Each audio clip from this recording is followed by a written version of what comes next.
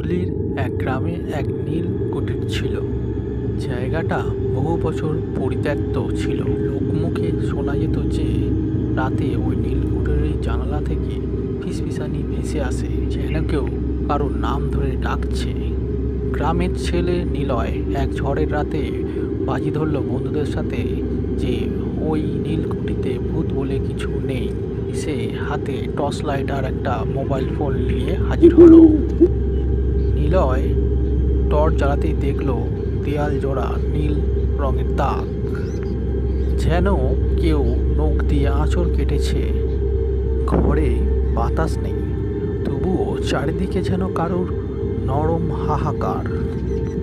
হঠাৎ টর্চের আলো ঝিলমিল করে নিভে গেল। অন্ধকারে নিলয় শুনতে পেল ফিসফিসানির শব্দ, কারোর আওয়াজ।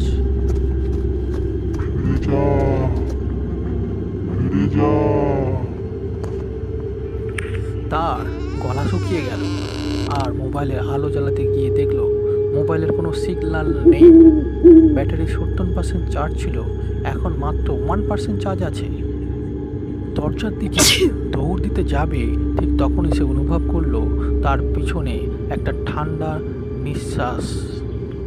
সাহস করে পিছনে ঘুরে তাকাতেই দেখলো একটা ফ্যাকাশে মুখ, চোখগুলো কোটরে ডোবা, আর তার কোনো ঠোঁট নেই, শুধু দাঁত।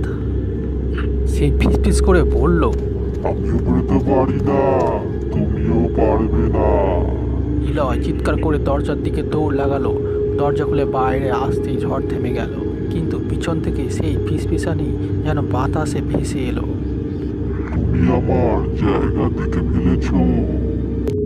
তারপর থেকে নিলয় আর ওই নীলকুঠিরের বাড়ির আশপাশে যায়নি, কিন্তু লোকে বলে এখনও ওই জানলায় দুজনের ছায়া দেখা যায়।